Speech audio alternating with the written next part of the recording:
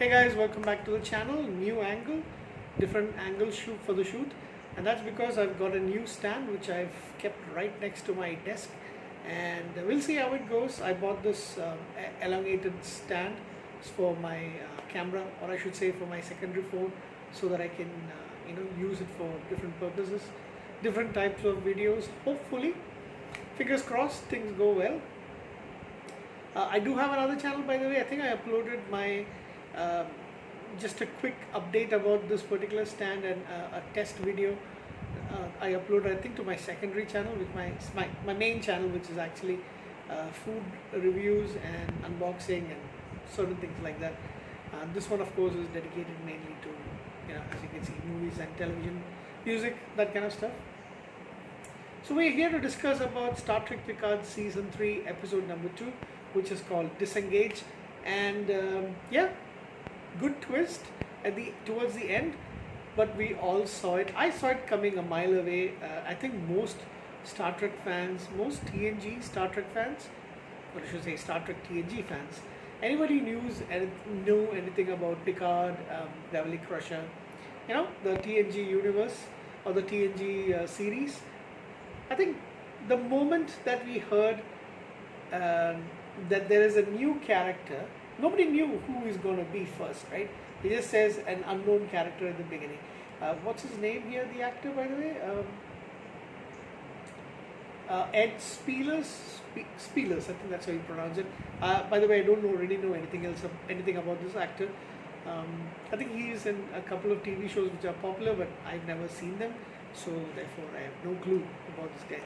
But I didn't know who he was going to be. I thought he might be a new ensign or a new lieutenant, somebody like that in the starship, the Titan, and we will see maybe a spin-off, him joining the spin-off as such. Because there are rumors about a spin-off continuing some of the characters from the TNG era. But the moment in the end of season 2 that they said this character is Jack Crusher and he is the son of Beverly Picard, I knew it. I mean, I think everybody knew it. He is Picard's son as well. So we know that Picard and Beverly did try to have something of a romantic relationship. Of course, very complicated because of the fact that, she is the widow of his former, I don't know if the person was reporting to him, but definitely a former crew member. And with the fact that she was the chief medical officer on his ship, so that's, and he's the captain. I think that complicated things quite a bit. But yeah, 20 years away from them, and then we find out that you've got a son named Jack. Anyway, apparently we will learn a little bit more about certain things as we go along. But yeah, good twist. That was the second best thing to happen in this episode. The first best thing was Michael Dorn is back. Yes, we have a pacifist Worf who took his new weapon and killed a lot of people. But yeah, I really love the fact that Worf is back. Disappointed in this season so far that it seems that, and this was different to what I actually thought, that it's going to be, this is what I thought, that all the characters are going to be the main part of the main cast. They're going to be in every episode. But so far, we've only had Riker and Beverly in both the episodes, and we haven't seen anybody else. We've only seen Worf, and that too just for a brief moment. Anyhow, I'm getting ahead of myself. So they are supposed to be recurring characters, apparently. So first two episodes down, we haven't seen Deanna Troi. We haven't seen Jodie LaForge. So yeah, that's a little bit disappointing, but at least we got Riker and Beverly, and now we got Worf. Okay, so when we left things with at the end of the first season, the Shrike, that is the big ship that comes in, and let me tell you, it is such a wonderful thing to see a villainous character like the one that Amanda Plummer is playing. My goodness, she definitely is. Vadik, that's the character's name. She definitely is enjoying herself. For those of you who do not know, Amanda Plummer is the daughter of the late wonderful actor, one of my favorite classical, I would say classical actors, um, Christopher Plummer, just passed away just I think a couple of years ago. He played General Chang on Star Trek 6, The Undiscovered Country, and now his daughter is playing another villain, and that I think is bang on absolutely. Now I haven't seen too much of Amanda Plummer. I've seen her I think in just one movie so far, but I do know that they are father and daughter. Anyway, let's take a look. Okay, so she's an amazing villain. Raffi goes to meet her ex-husband. I think he turned out to be a bit of a, I mean, maybe they didn't plan it, but came off being as a bit of a jerk. But he has still got resentment about the fact that Raffi chose Starfleet over their son and their marriage, their family, and that she really wasn't there for the son. The son is still harboring all the resentment. So is the ex-husband, by the way. But she goes to him to get some. She wants to meet the person who was behind the destruction of the recruitment center, Starfleet recruitment center. And we get to meet Sneed, who is the Ferengi criminal warlord who is supposed to have connections to this Toluca, who is supposed to have spearheaded the destruction and the stealing of some Federation weapons, which led to the destruction of the recruitment center. And that guy, I can't remember the name of the actor because I've never seen him before. Sorry, I have seen him before, but I don't really know too much about him. Sneed. I have to check on see who the actor is. That guy played a fantastic Ferengi, by the way. So Sneed is, so she wants to get information. She's undercover, so he tells her to prove it by taking some narcotic, and she's under the influence really badly, and he's already killed off the other character. So Raffi's life is at stake. However, her handler, who refused to help her till now, with a disguised voice, comes and saves the day, kills all the people, and of course it's Worf. I don't know what his status is right now. Is he still Ambassador Worf?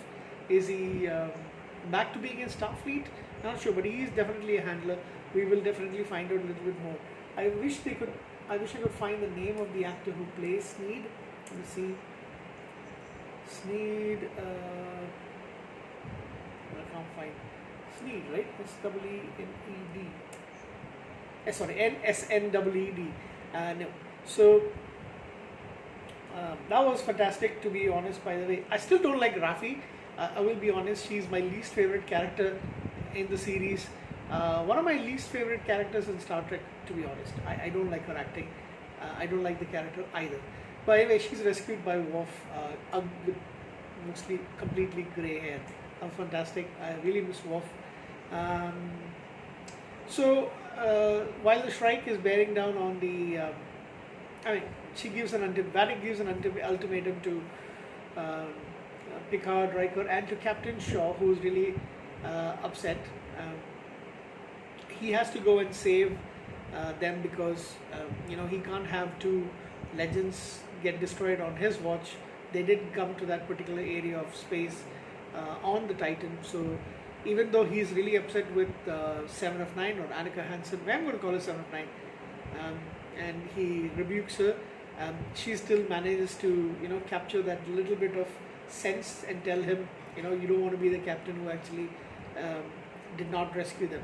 So he does go, and before the Helios can be attacked and destroyed, completely destroyed by, and they could be boarded by the by Vadic's aliens, whoever they are.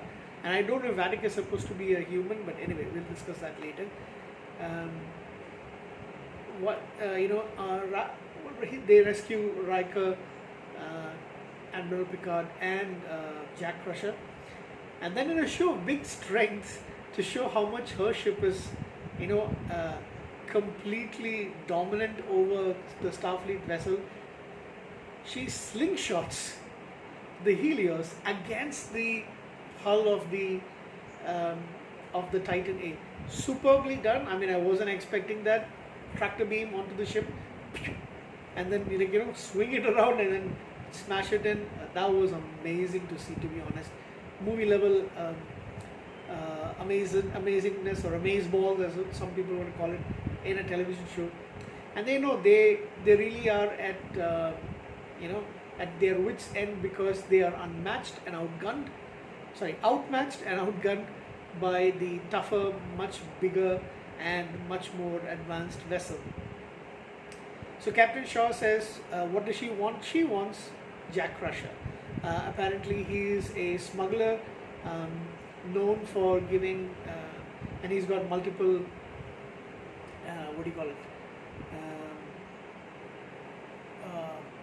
multiple aliases as well, but he is known for having given aid to many aliens. I don't know how much of the stuff that they've got against him is made up, but he has helped, along with Beverly Crusher, some planets where they needed medical aid, and bribed his way to different other places. So yeah, he's kind of like O'Connor, the character played in TNG, very much like that, but he's along with his mother. Beverly is still, under medical care. She is unconscious, and then Riker goes and wakes her up against doctor's orders by giving her a dose of something that wakes her up from her, from her sort of like coma. Just in time, because Captain Shaw, and he isn't a bad guy, to be honest. I mean, he is definitely a bit of a snob, a bit of a by the book kind of captain, and he doesn't really think too much about Riker and Picard. He calls them relics, by the way, very insulting to both of them, who are absolute legends, as Seven rightfully points out. But he doesn't want, and what he says is he doesn't want to give up the lives of 500 of his crew members just to go and save these two relics, but he is forced to do it. She manipulates him a little bit. And then he decides that he's going to give this character away. He puts him at the brink initially. She tells, you've got 1 hour. Vadic says you've got 1 hour to basically hand over the guy.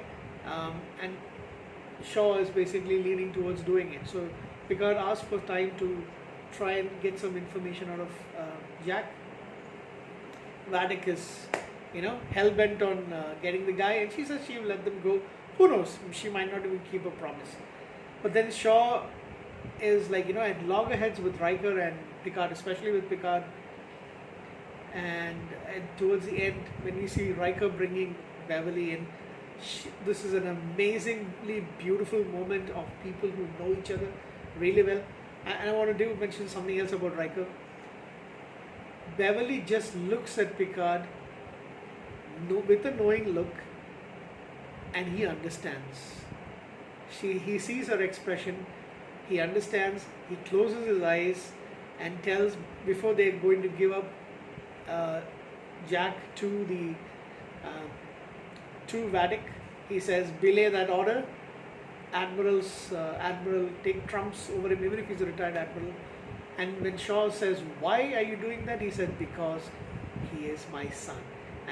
And Shaw understands and immediately switches. There's no way he doesn't say it, but there's no way he's going to give up Picard's son over to them. So he changes tactics and tells them to get the ship out of there into the nebula.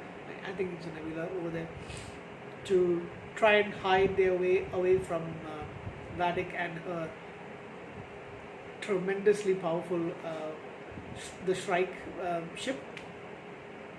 I loved it.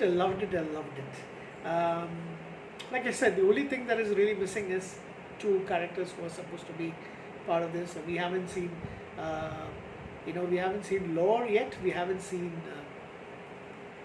Now I'm actually the excitement is actually building up. We haven't seen Moriarty as well yet, but I'm really excited for a lot of things.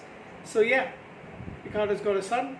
And the thing I want to mention is Riker also knew it. I think Picard kind of already knew, but he had doubts that this guy Jack is her son, his son as well.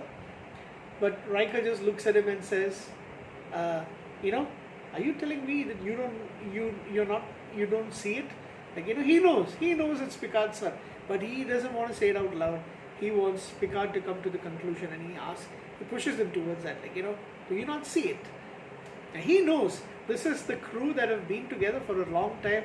They are extremely close. They're good friends. Doesn't matter that Beverly has not been with them for 20 years. She hasn't spoken to any of them. Riker knew it immediately, and when Beverly does come up onto the bridge, looks at Picard. Picard knows it immediately. Didn't have to say a word. Riker, amazing. Beverly, she didn't have really much to say, or she didn't really have anything to say. Captain Shaw, wonderful. I think I like the character. First time I didn't like him at all. He was an asshole. But I think I like him a lot. Todd Stashwick. I need to check out this actor as well.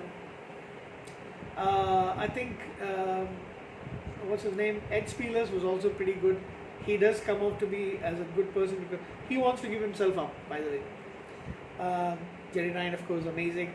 And I should say the scene-stealing villainous Amanda Plummer as Vadic, also amazing. This video has been going on for reviews, been going on for over 16 minutes. I have to give it a rating. Oh yeah, there's a couple of funny things about Mika Burton, who plays Alandra LaForge. She says, she does kind of push the thing that she learned a lot of things from her dad, Jordan LaForge. So, the only other thing I want to say is I'm really excited for Worf meeting up with the rest of them. Where is Deanna Troi? Who's going to die in this? I don't know. I'm actually now thinking it's going to be Riker or Beverly. One of them is going to die. I'm not really sure who. Oh boy, I don't want them to die.